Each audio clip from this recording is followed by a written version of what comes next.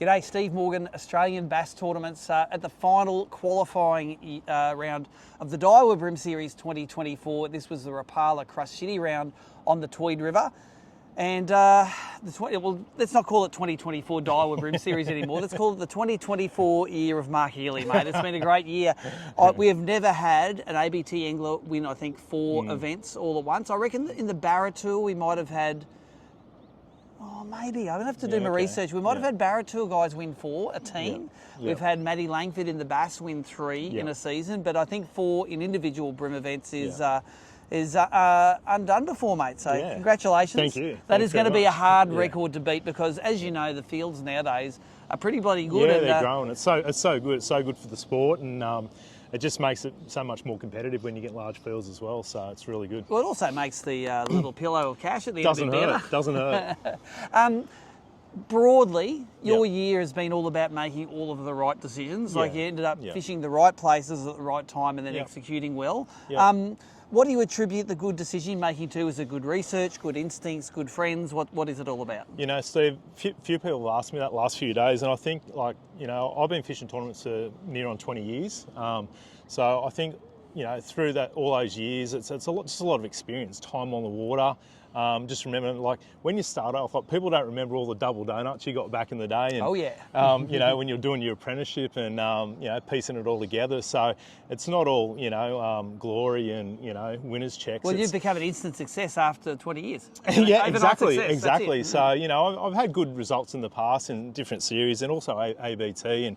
But this year it's just fell together. Everything's just fallen in place. And I think it's just having that sort of wealth of knowledge and experience on, a lot of the wins have come, these wins have come on new venues, but I just draw from similar experiences on similar waterways, and I just piece it together, and I think it's just time on the water and general fishing knowledge. I think you said in an earlier event that sometimes it's good to not know an area that well because you're not fishing all of the history from the last 20 years. You go into a spot, you identify 1 or 2 places you might win, and you have that focus where you're not getting called away by the place you caught a 1.2 kilo fish in 1978. Exactly. And I think up until this year, and probably the last couple of years, that I used to find myself bouncing around and just burning fuel.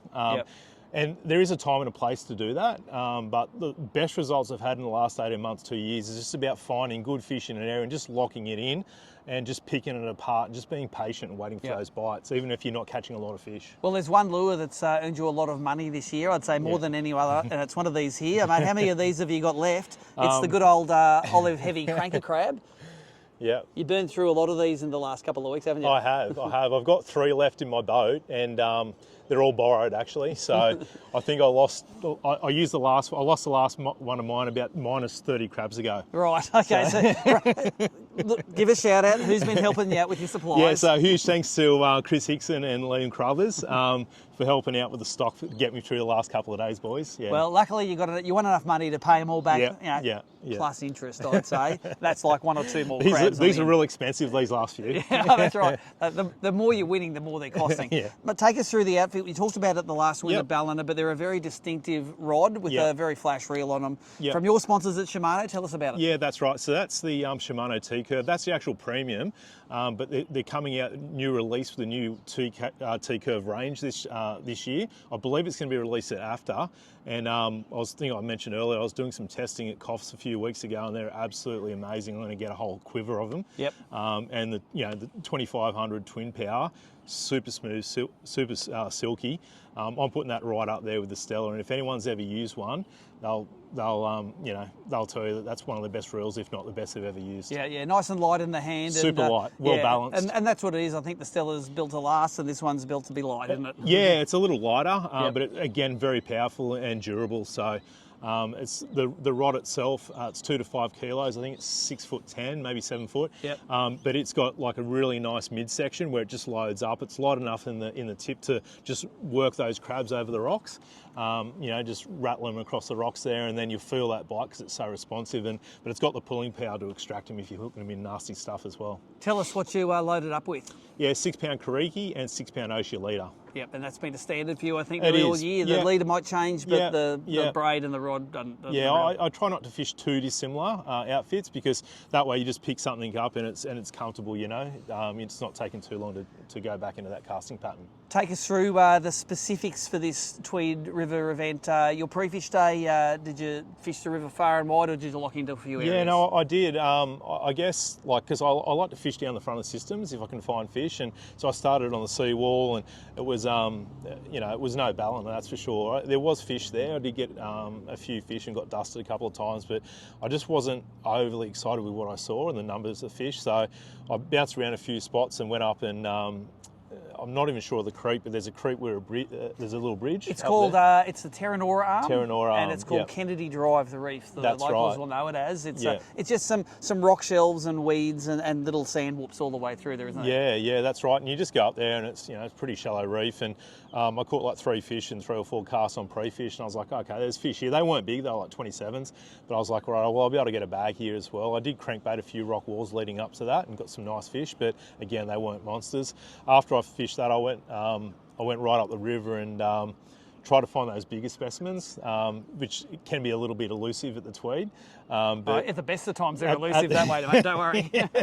and then found some nice fish on the bridges actually upstream. And I started there yesterday on the first spot. I went up there and I spent probably 2.5 hours and just burned a heap of time just chasing small fish. And I was like, right, let's cut it away, and went back down under the bridge and up onto that reef. And I think after about maybe an hour and a half, I'd upgraded my whole bag.